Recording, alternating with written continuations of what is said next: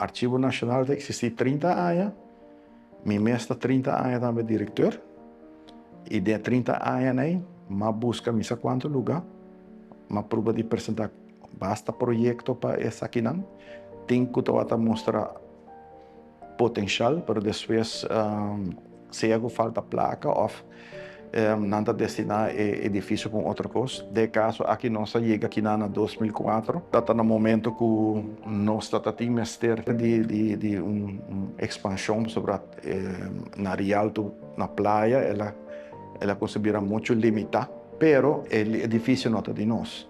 Então, sempre me desejo estar com nós para chegar a algo que vou guardar documento, não se vou para trás, esse documento está warehouse. Mas se vou para trás, vou estar com abrir de nós ainda, até afetar o ambiente, não?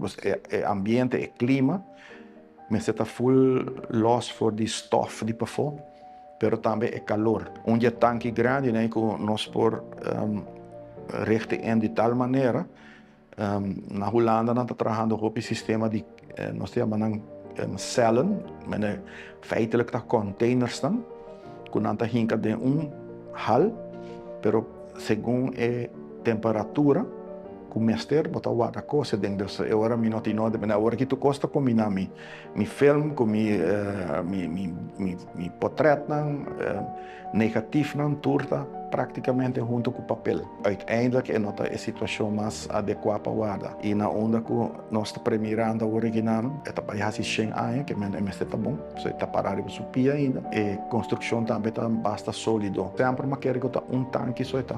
Foi caminho da só me tá lá. Esse aí é projeto que agora entregar na Holanda. Tá com receber Erfgoed Center, que é centro de gerência cultural. Nesse sentido, que nós não guarda solamente arquivo, não papel, não vídeo que coisa, mas nós guarda também objeto, não.